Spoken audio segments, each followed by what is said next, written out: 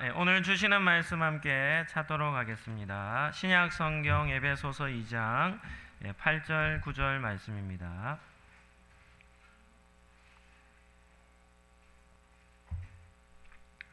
우리 성경을 가지신 분들은 성경을 찾으시면 됩니다. 신약 성경 311쪽에 있습니다. 에베소서 2장 8절에서 9절입니다. 우리 같이 한 목소리로 합독해서 읽도록 하겠습니다. 너희는 그 은혜에 의하여 믿음으로 말미암아 구원을 받았으니 이것은 너희에게서 난 것이 아니요 하나님의 선물이라. 행위에서 난 것이 아니니 이는 누구든지 자랑하지 못하게 함이라. 우리 한 번만 더 같이 읽도록 하겠습니다. 시작. 너희는 그 은혜에 의하여 믿음으로 말미암아 구원을 받았으니 이것은 너희에게서 난 것이 아니요 하나님의 선물이라. 행위에서 난 것이 아니니 이는 누구든지 자랑하지 못하게 함이라. 아멘. 오늘부터는 움직이는 교회라는 주제로 말씀을 나누고자 합니다. 첫 번째 시간으로 구원의 은혜라는 제목으로 말씀을 나누겠습니다. 한번 따라하겠습니다. 움직이는 교회는 구원의 은혜로 사역합니다. 지난주에 우리 찬양 예배 처음 드렸는데 구정명절이라서 참석한 성도들이 조금 수가 좀 적어서 좀 많이 아쉬웠습니다. 매월 넷째 주마다 우리 아이들과 다 함께 모여 찬양 예배를 드릴 건데요. 기도도 해주시고 또 무엇보다 우리 에버그린 찬양팀이 이제 풀 세션으로 찬양을 인도합니다. 우리 에버그린 찬양팀을 위해서도 예배팀을 위해서도 기도해 주시기 바랍니다. 첫 번째 살펴볼 주제는 성도란 어떤 사람인가 하는 주제입니다. 성도란 어떤 사람인가? 성도란 예수님을 믿어 하나님의 백성, 하나님의 된 사람입니다. 믿으십니까? 성도란 예수님을 믿어 죄와 사망에서 구원을 받은 사람입니다. 믿으십니까? 성도란 모든 죄에서 자유케 된 모든 죄를 용서받은 사람입니다. 믿으십니까?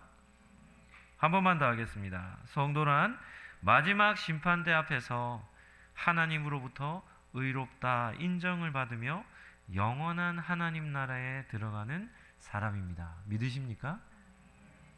정리를 한다면 어떻게 정리할 수 있겠습니까? 우리가 사는 이 세상에 가장 큰 복을 받은 대상이 있는데 그 대상이 누구입니까? 바로 성도입니다. 옆에 있는 분들에게 이렇게 한번 얘기하시죠. 당신이 바로 그 축복의 주인공입니다. 이럴 때는 크게 아멘 하셔야 됩니다. 제일 큰 복을 받은 사람들이 바로 성도들이기 때문이죠. 성도에게 주시는 은혜는 이 땅을 살아가는 것 정도로만 은혜를 누리는 게 아닙니다. 이 땅에서의 복은 길어봤자 100년밖에는 되지 않지 않습니까? 그런데 성도는 이 땅에서만 누리는 복이 아니라 죽어 영원한 하나님 나라의 복을 누리는 사람들이죠. 그래서 저와 여러분은 어떤 복을 받은 사람들인가 하면 영원한 복을 받은 사람들입니다. 성경에는 이렇게 나옵니다. 그것을 영원한 생명이라. 영원한 생명이라. 다윗은 이렇게 고백합니다. 내가 여호와의 집에 어떻게 산다고 합니까? 영원토록 산다는 겁니다. 내가 하나님의 집에 영원토록 거하리로다. 보세요. 구약의 그 고대의 인물 다윗도 무엇을 노래합니까? 영원한 삶을 노래하고 있습니다. 영원한 삶. 그러니까 얼마나 우리가 받은 은혜가 큽니까? 저와 여러분은 성도라 부름을 받은 그런 하나님의 특별한 사랑의 대상이라는 사실을 기억하시기를 축복합니다. 두 번째는 구원에 관련된 두 가지 질문을 오늘 하며 그 질문에 대해서 답을 찾고자 합니다. 첫 번째 질문은 이것입니다. 한번 따라 하시죠. 어떻게 구원을 받습니까? 구원받는 방법론입니다. 구원을 받는 방법론. 신약 성경에서 너무나 중요한 위치를 차지하는 것이 이 구원론입니다. 구원론. 어떻게 사람은 구원을 받는가? 신약의 핵심되는 논지는 이것입니다. 우리의 행위인가? 예수님을 믿는 믿음인가? 하는 것입니다. 이 질문에 대한 답이 오늘 읽은 성경 본문 에베소서 2장 8절 9절 말씀입니다. 너무 중요한 말씀이기 때문에 우리가 같이 한 번 더 합독해서 읽도록 하겠습니다. 에베소서 2장 8절 9절 다시 한 번 더 읽겠습니다. 시작. 너희는 그 은혜에 의하여 믿음으로 말미암아 구원을 받았으니 이것은 너희에게서 난 것이 아니요 하나님의 선물이라. 행위에서 난 것이 아니니 이는 누구든지 자랑하지 못하게 함이라. 아멘. 우리가 받은 구원은 어떻게 받습니까? 믿음으로 받는 겁니다. 믿음으로. 그러면 한번 질문해 보죠. 믿음으로 받는다라는 뜻은 무슨 뜻입니까? 믿음으로 받는다는 뜻은 오늘 읽은 본문으로 본다면 행위로 받는 것이 아니라는 겁니다. 우리의 공로, 우리의 어떤 선함이라든지 어떤 도덕적인 어떤 그런 행동으로 받는 것이 아니라는 것이죠. 믿음으로 구원을 받습니다라는 것은 100% 은혜를 얘기합니다.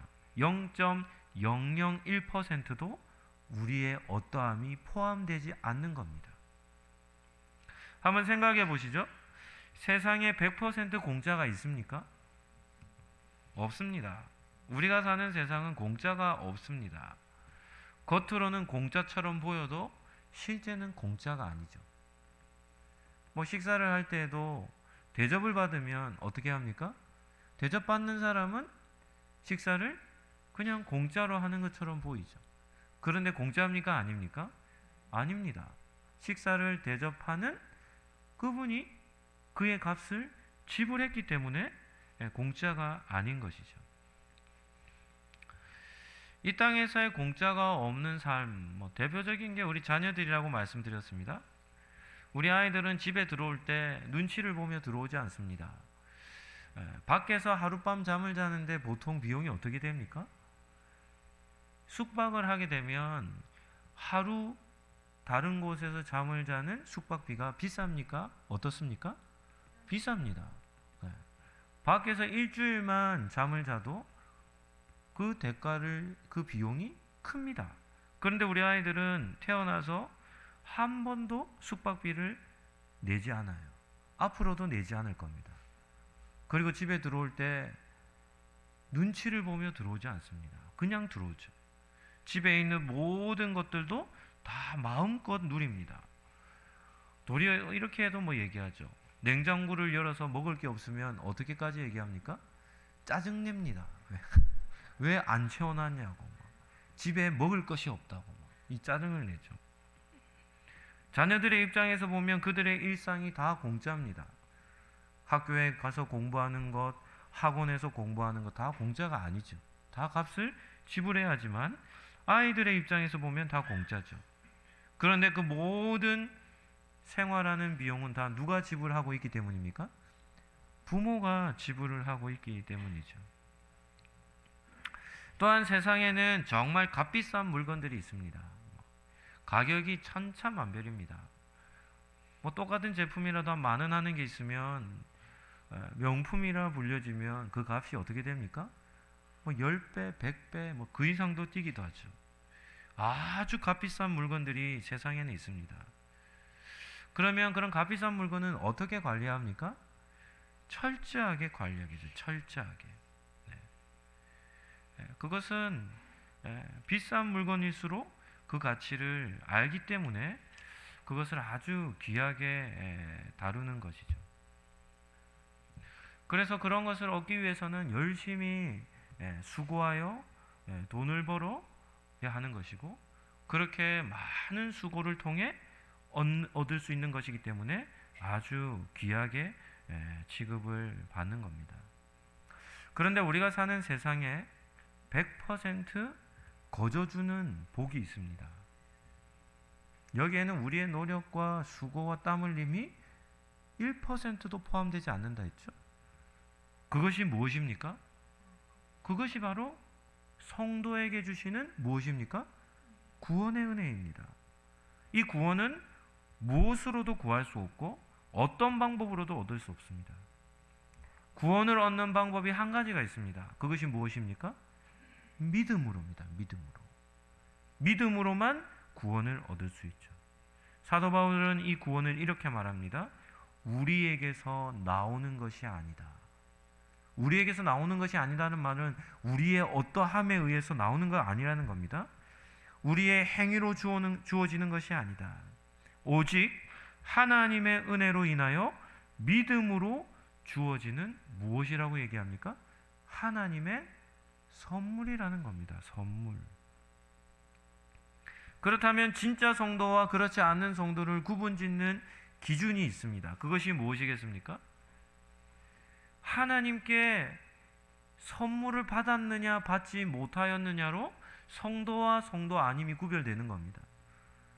성도라 한다면, 구원받은 성도라 한다면 공통되게 한 가지 가지고 있는 게 있는데 그것이 무엇입니까? 하나님께서 주신 선물인 무엇입니까? 구원이라는 것입니다. 우리 성도님들은 선물을 받아보셨습니까? 지금까지 살아오면서 어떤 선물들을 받아보셨습니까? 뭐 참 다양한 선물들이 있죠. 네. 그런데 그 어떤 선물보다도 귀한 선물이 하나님께서 우리에게 주시는 구원의 선물입니다. 구원의 선물. 어느 누구에게도 무엇으로도 받을 수 없는 선물을 받았다라고 한다면 그 사람은 그 마음이 어떻겠습니까? 감격스럽지 않겠습니까? 받을 만한 대상에게 상을 주면 그거는 당연하게 여기고 의시되겠죠. 네. 네. 연말마다 시상식을 할 때마다 큰 상을 받는 사람들, 수상을 하면 어떻습니까? 수상 소감을 발표할 때마다 눈물을 글썽입니다. 감격합니다. 뭐 때문입니까? 저는 자격이 없는데 이렇게 큰 상을 주시니 어찌할지 모르겠습니다. 보시죠. 세상에서 조그마한 상 하나 받아도 뭘 느낍니까? 크게 감격합니다. 심지어 눈물까지도 흘립니다. 눈물까지도. 그런데 전혀 자격이 없는 사람에게 엄청난 가치의 선물을 주신다면 그 선물을 받는 사람이라면 그 사람의 감정 상태가 어떠하겠습니까? 큰 감격을 받겠죠. 한번 따라 하시죠. 큰 감격에는 큰 감사가 따릅니다. 수상하는 사람들 감사합니다. 감사합니다. 감사합니다. 감사합니다. 감사를 끊이지 않죠. 부모님으로부터 관련된 모든 사람들 다 감사합니다. 그분의 은혜입니다. 감사가 나오는 겁니다. 큰 감격에는 반드시 뜨거운 감정이 있고 그리고 그것을 넘어 무엇이 나오냐면 넘치는 헌신이 나옵니다. 넘치는 헌신. 지금껏 저는 교회 사역을 하면서 과한 헌신을 하는 성도들을 여러 번 보았습니다. 그 중에도 최고로 기억 남는 한 분이 계세요. 교회를 섬기는데 너무나 헌신하며 섬기는 분입니다. 한 분이 기억에 딱 남는 분이 계세요. 그분이 누구신가 하면 70대 후반이 되신 나이 많은 관리 집사님이었습니다. 관리 집사님. 겨울에 예배를 마치고 이제 성도들과 악수하지 않습니까? 악수를 하면서 집사님께 제가 인사를 드렸죠. 집사님 수고하셨습니다 라고 손을 딱 잡는 순간 몸이 얼어버렸습니다. 이유가 뭔가 하면 손이 너무 거칠었기 때문입니다. 손이 너무 거칠었기 때문입니다. 그냥 손등이 시멘트 바닥과 같이 너무 거칠어져 있는, 다 터 있는 겁니다. 그 할아버지가요. 이유가 무엇이겠습니까? 그분은 교회를 청소하실 때 손으로 하십니다. 손으로. 화장실 모든 변기 바닥을 다 손으로 합니다. 그러니까 겨울에도 손이 마를 날이 없어요. 그러니까 손이 어떻게 되겠습니까? 다 트는 겁니다. 모든 자식들이 입을 모아 그 아버지에게 뭐라 얘기한 줄 압니까? 이렇게 얘기합니다. 제발 관리 집사직 그만 좀 두라고 얘기합니다. 그만 좀. 아버지, 이제는 제발 좀 편히 사십시오. 그 일 안 해도 충분히 살 수 있는데 왜 나이가 드셔서까지 그렇게 고생하며 삶을 삽니까? 권하기도 하고 심지어는 강요하기도 하는데 중요한 거는 그 집사님이 그들의 권함을 받아들이지 않습니다. 한번 따라 하시죠. 이런 과한 헌신에는 반드시 이유가 있습니다. 과한 헌신 있죠? 과한 헌신.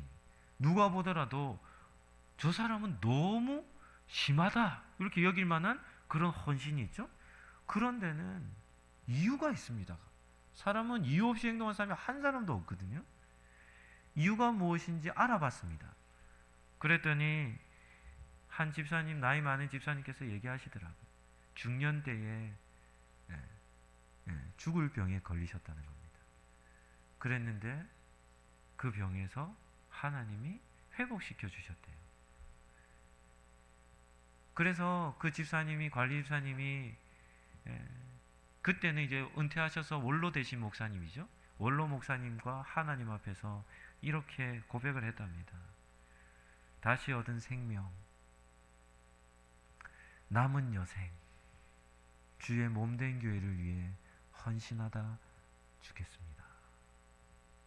원로 목사님과 하나님 앞에 다시 허락하신 새 생명, 남은 여생 동안 주의 몸된 교회를 위해 헌신하겠습니다. 라고 하나님 앞에 결단했답니다. 교회를 갈 때마다 관리 집사님이시니까 늘 교회에 계세요. 그런데 교회에 발을 들일 때마다 그분의 표정이 어떤지 아십니까? 환하게 웃고 있습니다. 충청도 분이신지 충청도 말을 이렇게 좀 말투가 좀 느리셨거든요. 전도사님 뭐 이러면서 어서 오세요. 많은 수고를 함에도 조금도 힘듦이 없이 늘 기쁜 마음으로 섬기는 그런 모습을 보았습니다. 70대 후반의 나이에도 그 마음의 중심과 충성됨이 얼마나 컸는지 모릅니다. 한번 따라 하시죠. 큰 은혜에는 큰 헌신이 따릅니다. 생각해 보시죠. 육체의 생명 아닙니까? 육체의 생명. 이 땅을 사는 육체의 생명을 얻어도 어떤 헌신이 나옵니까? 큰 헌신이 나오지 않습니까? 그런데 성도들은 어떤 은혜를 받은 사람들입니까? 영원한 생명을 받았답니다. 영원한 생명을 받았는데 아무런 감정의 변화도 없고 감격도 없고, 그렇다면 뭔가 문제가 있는 게 아니겠습니까? 영생의 은혜를, 영원히 사는 은혜를 받았다면 우리는 어떻게 해야 되겠습니까? 누구보다도 큰 은혜와 감사를 하나님께 돌려야 하지 않겠습니까? 하나님은 애굽에서 노예 생활을 하던 이스라엘 백성입니다. 노예 생활입니다. 우리가 그때도 영화를 봤죠. 이집트 왕자 보면 이스라엘 백성들 다 뭐하며 살았냐면 채찍 맞고 사는 겁니다.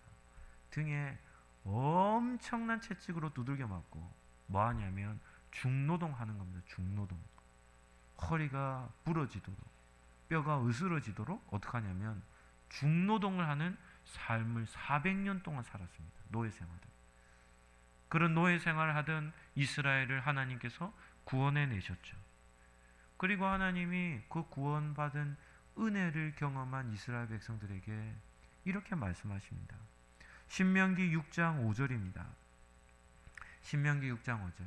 중요한 말씀이니까 우리 같이 한번 합독해서 읽어볼까요? 시작. 너는 마음을 다하고 뜻을 다하고 힘을 다하여 내 하나님 여호와를 사랑하라. 하나님은 지금도 구원의 은혜를 받은 저와 여러분에게 뭐라고 말씀하십니까? 이렇게 말합니다. 나를 적당히 사랑하지 마라. 하나님을 사랑할 때 적당한 사랑은 어울리지 않는 사랑입니다. 여러분의 하나님 여호와를 마음과 뜻과 힘을 다하여 사랑하십시오. 신명기 6장 5절에는 그렇게 우리에게 말하죠. 구원받은 성도는 하나님을 사랑하는 방법을 알아야 합니다. 하나님을 사랑하는 방법. 모세가 전했던 이 신명기 6장 5절을 누가복음에서는 어떻게 얘기하냐면 이렇게 얘기합니다. 마음과 목숨과 힘과 뜻을 다하여 하나님을 사랑하라. 이것이 무엇인가 하면 영생을 얻는 방법이라는 겁니다. 영원한 생명을 얻는 방법이라는 것이죠. 하나님 앞에서 정말 부정한 말이 있습니다. 하나님께서 가장 듣기 싫어하는 말이 있어요. 그게 무엇이겠습니까? 이런 말입니다. 적당히 신앙생활 하십시오. 너무 깊이 들어가지 말고 교회와 적당한 선을 유지하며 신앙생활 하라는 말. 여러분은 이런 말을 들으면 어떤 마음이 듭니까? 공감이 됩니까? 지혜롭게 들립니까? 어떻게 들립니까? 이런 말은 저는 이렇게까지 표현하고 싶습니다. 이런 말은 사탄의 말입니다. 사탄의 말. 이런 말은 신앙의 말이 아니라 불신앙의 말입니다. 불신앙의 말. 이유가 무엇 때문이겠습니까? 이유는 한 가지입니다. 창조주 되신 하나님께서 피조물인 우리들이죠. 피조물인 우리들. 피조물인 우리들인데 우리의 상태가 어떠냐면 반역하는 상태, 죄만 짓는 상태, 하나님과 원수된 상태에 있었던 우리를 위해 하나님이 어떤 사랑을 하신지 아십니까? 온 마음과 힘과 뜻 다하여 우리를 어떻게 하신지 아십니까? 사랑하셨습니다. 사랑하셨습니다. 당신의 유일한 아들 예수님을 내어주셔서 하늘의 신성의 예수님을 꺾으시고 영원하신 예수님의 본성을 뒤틀어서 이 땅에 유한한 존재인 육신을 입고 오실 뿐 정도가 아니라 육신의 생명까지도 내어주시기까지 목숨을 바쳐 뜨겁게 누구를 사랑하셨습니까? 우리를 사랑하셨기 때문이죠. 하나님께서 우리를 적당하게 사랑하지 않으셨습니다. 하나님께서 모든 것으로 우리를 사랑하셨죠. 예수님도 마찬가지입니다. 마음과 목숨과 힘과 뜻 다하여 예수님의 십자가를 지시는 모습은 눈으로 보아야 합니다. 예수님은 온 힘을 다해 십자가를 지셨습니다. 예수님은 당신의 목숨을 다하기까지 십자가를 지시며 우리를 사랑하셨습니다. 우리가 받은 구원은 우리의 입장에서는 값 없이 받는 겁니다. 그냥 받는 거예요. 믿으면 받는 것이지만, 그러나 예수님의 입장에서 본다면 우리에게 주신 구원은 결코 쉬운 구원이 아닙니다. 당신의 철저한 인생과 모든 것을 다 피와 물을 다 쏟으시며 헌신하신 결과로 주어진 것이 구원이죠. 하나님께서 저와 여러분에게 주신 구원은 무엇으로도 그 값을 치를 수 없는 가장 값비싼 것으로 우리에게 주어진 정말 귀중한 선물이 바로 구원인 것이죠. 그래서 하나님은 저와 여러분에게 무엇라 말씀하십니까? 이렇게 말합니다. 너는 마음 다하고 뜻 다하고 힘 다하여 내 하나님 여호와를 사랑하라. 이렇게 말씀하는 겁니다. 모든 것을 다 헌신하여 사랑하신 하나님 앞에 우리가 그 사랑을 받은 성도로 반응해야 될 반응은 한 가지밖에는 없는 것입니다. 우리 성도님들은 구원을 받으셨습니까? 여러분은 하나님의 선물을 소유한 사람들입니까? 그렇다면 여러분도 하나님을 뜨겁게 사랑하시기를 예수님 이름으로 축복합니다. 두 번째입니다. 두 번째는 한번 따라 하시죠. 어떻게 믿을 수 있습니까? 첫 번째는 어떻게 구원을 받을 수 있습니까? 라는 질문이고, 두 번째는 그러면 어떻게 믿을 수 있습니까? 라는 질문입니다. 왜요? 믿음으로 구원을 받기 때문에 어떻게 믿을 수 있는지도 정말 중요한 질문이죠. 핵심은 이것입니다. 예수님을 믿는 것도 은혜입니다. 예수님을 믿는 것도. 이유가 무엇이냐면 예수님을 믿는 믿음 역시도 우리에게서 나오는 것이 아니기 때문입니다. 당신은 예수님을 믿습니까? 라는 질문에 우리가 네 이렇게 대답하는 것은 별 의미가 없어요. 이유가 뭔가 하면 그 믿음도 내가 그냥 대답해서 얻는 것이 아니기 때문입니다. 사도 바울은 이렇게 말합니다. 고린도전서 12장 3절입니다. 고린도전서 12장 3절. 제가 한번 읽어드릴게요. 그러므로 내가 너희에게 알리노니 하나님의 영으로 말하는 자는, 성령으로 말하는 자는 누구든지 예수를 저주할 자라 하지 아니하고, 또 성령으로 아니하고는, 같이 한번 읽어볼까요? 누구든지 예수를 주시라 할 수 없느니라. 아멘입니까? 성령이 아니고서는 아무도 예수님을 주님이라 고백할 수 없다는 겁니다. 이런 질문을 한번 해보죠. 사람에게 있어서 변화가 가능합니까? 라는 질문입니다. 사람은 변화될까요? 라는 질문입니다. 결혼하여 오랫동안 부부 생활을 하시는 분들이 이런 얘기를 하는 것을 종종 듣습니다. 이런 얘기를 하는 겁니다. 사람은 변하지 않는다. 그래서 이렇게까지 얘기합니다. 변화될 것을 기대하지 말라는 거예요. 네, 변화될 것을 기대하지 말라는 겁니다.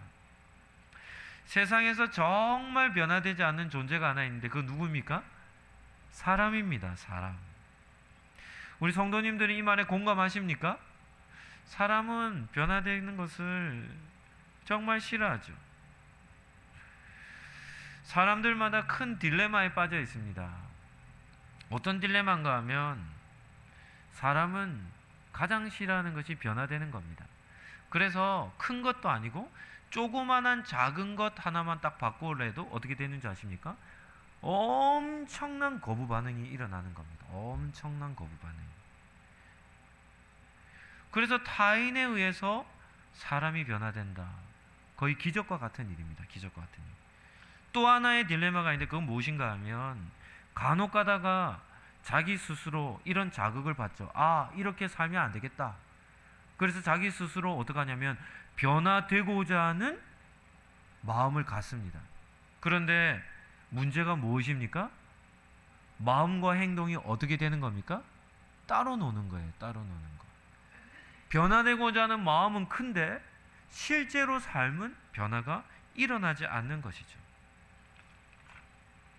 사람은 다른 사람에 의해서도 변화되는 것을 싫어할 뿐만 아니라 스스로 변화를 하고자 해도 어떻게 되냐면 조금 변화가 되는 것 같더라도 시간이 조금만 지나면 다시금 원상복귀 되어 가지고는 자신의 원래의 모습으로 돌아가 버리는 것이 사람이죠.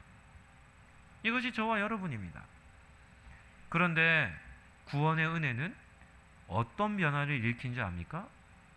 구원의 은혜는 한번 따라 하시죠. 죄인에서 의인으로의 변화입니다. 구원이라는 이 선물은 우리를 어떻게 변화시키는 줄 압니까? 우리가 살아가는 삶의 작은 영역을 바꾸는 것이 아니라 죄인이라는 존재에서 변하여 어떤 존재로요? 의인이라고 하는 존재로 급격한 변화, 완전한 변화, 극단적인 변화를 일으키는 것이 구원의 은혜입니다. 질문해보죠. 가능하겠습니까? 가능하겠습니까? 이기적인 탐욕과 악함으로 살던 사람이 하루아침에 진실함과 이타적인 삶을 실천하는 사람으로 바뀌는 것 가능하겠습니까? 절대 불가능합니다. 그래서 사도 바울이 뭐라고 얘기합니까? 이 구원의 은혜는 우리에게서 나오는 게 아니라는 겁니다. 우리의 힘으로 할 수 있는 일이 아니라는 것이죠.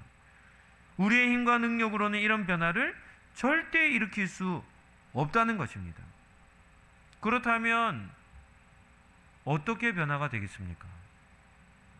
오늘 본문 아까 조금 전에 읽었던 고린도전서 말씀으로 보면 어떤 하나님요? 성령 하나님으로만 가능케 되는 겁니다. 구원을 어떻게 받습니까? 믿음으로 받습니다. 그러면 어떻게 믿음을 소유할 수 있겠습니까? 누구로요? 성령 하나님으로만 가능케 된다는 것이죠. 참된 성도가 되는 것은 오직 성령의 능력으로만 가능하게 되는 겁니다.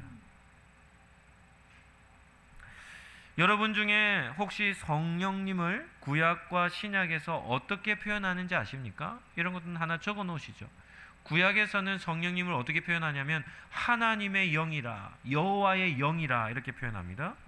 신약에서는 어떻게 표현하냐면 그리스도의 영이라 이렇게 표현합니다. 예수의 영이라 이렇게 표현합니다. 여기서 중요한 포인트가 무엇인가 하면 성령님은 말 그대로 거룩한 영이라는 겁니다. 하나님의 영이라는 것이죠. 그러하기 때문에 성령님을 마음에 모시는 사람들은 이 성령님은 어디에서부터 사역을 시작하시는지 아십니까? 우리의 가장 깊은 곳인 영혼에서부터 성령님은 일하기 시작하십니다. 성령님은 우리를 어떻게 변화시키냐면 겉모양을 바꾸시는 게 아니라 그분은 영이시기 때문에 우리의 내면, 우리의 속으로 들어오시는데 어디까지 들어오시냐면 우리의 영혼까지 들어오세요. 그래서 성령님은 죄악으로 뒤범벅되어 있는 우리의 악한 영혼을 어떻게 하시냐면 변화시키셔서 깨끗하게 아주 정결하게 우리를 씻어서 변화시키시는 겁니다. 그래서 우리의 내면의 영혼으로부터 변화를 일으켜 우리의 삶을 바꾸시는 분이 누구신가 하면 성령 하나님입니다. 로마서 8장 9절 말씀을 우리 같이 한번 보실까요? 로마서 8장 9절 말씀 우리 같이 한번 읽도록 하겠습니다. 시작. 만일 너희 속에 하나님의 영이 거하시면 너희가 육신에 있지 아니하고 영에 있나니 누구든지 그리스도의 영이 없으면 그리스도의 사람이 아니라는 겁니다. 이 말씀도 별표를 많이 쳐놓아야 할 말씀이죠. 너희 속입니다. 우리 속에 하나님의 영이 거하시면 너희가 육신의 죄악 가운데 있지 아니하고 영에 있다는 거죠. 누구든지 그리스도의 영이 없으면, 성령이 없으면 그 사람은 그리스도의 사람이, 성도가 아니라는 겁니다. 하나님은 우리를 구원하실 때 하나님의 영인 성령님을 우리 속에 보내세요. 성령님은 우리의 죄악된 영혼부터 새롭게 하시는 거죠. 그래서 그 성령의 역사로 우리가 예수님을 구원자로, 주님으로 고백하는 믿음을 가지게 하시는 것입니다. 따라서 바울은 확신을 가지고 이렇게 말합니다. 한번 따라하겠습니다. 누구든지 그리스도의 영이 없으면 성도가 아니다. 이렇게 말씀하시는 겁니다. 그래서 예수님을 믿는 사람은 성령을 받아야 합니다. 성령을 받아야 우리의 전 인격이 변화가 되는 것이죠. 말씀을 정리하도록 하겠습니다. 누가 온 마음을 다해 하나님을 사랑할 수 있습니까? 누가 믿음으로 구원에 이룰 수 있습니까? 참된 성도로의 변화는 어떻게 일어나는 것입니까? 오직 하나님의 은혜로, 오직 십자가의 사랑으로, 오직 우리의 가운데 찾아오시는 성령님의 역사하심으로만 가능한 줄로 믿습니다. 이것도 한번 따라 하시죠. 영혼이 변해야 생각이 변하고 가치관이 변해야 성도로 변합니다. 삶이 변합니다. 성도의 변화는 전인격적인 변화입니다. 전인격적인 변화입니다. 육체만 변화되는 게 아니라 영혼의 변화, 그로 인하여 생각과 가치관의 변화, 그로 인하여 우리의 삶의 변화가 일어나는 것이 성도의 변화이죠. 제가 답을 하나 알려드리고 질문을 하려고 합니다. 답은 이것입니다. 구원을 선물로 받은 성도만이, 한번 따라 하시죠. 구원을 선물로 받은 성도만이. 제가 이렇게 질문을 한번 하도록 하겠습니다. 누가 복음을 전할 수 있습니까?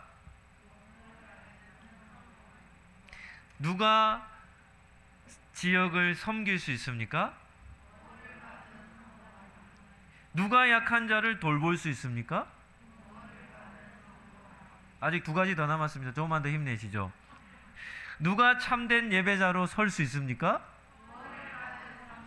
마지막입니다. 누가 움직이는 교회 사명을 감당할 수 있습니까? 아멘입니까? 전도하러 나가자면 싫어합니다.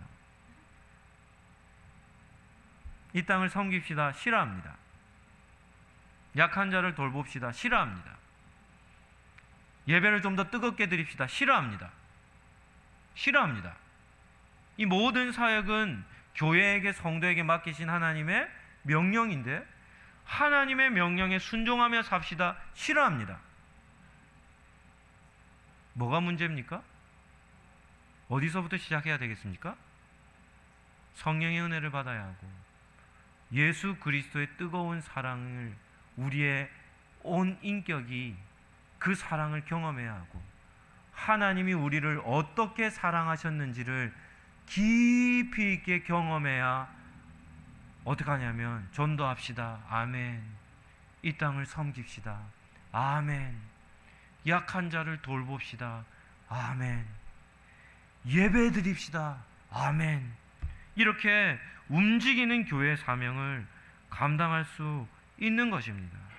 오늘 예배를 드리는 우리 성도님들, 성령님으로 인하여 믿음으로 예수 그리스도를 주라 고백하시며 구원받는 하나님의 자녀들, 하나님이 주시는 구원의 선물을 다 받으시는 우리 성도님들 되시기를 예수님 이름으로 축복합니다. 마지막으로 한 번만 더 따라 하시죠. 움직이는 교회는 구원의 은혜로 사역합니다. 모든 죄를 사해 주신 예수님의 은혜와 구원을 선물로 주시는 하나님의 사랑과 우리의 영혼을 변화시켜 주시는 성령님의 교통하심이 움직이는 교회로 구원의 은혜로 사역을 감당하기로 마음에 다짐하는 우리 상록교회 모든 권속들 머리 위에 지금부터 영원토록 함께 있을지어다. 아멘.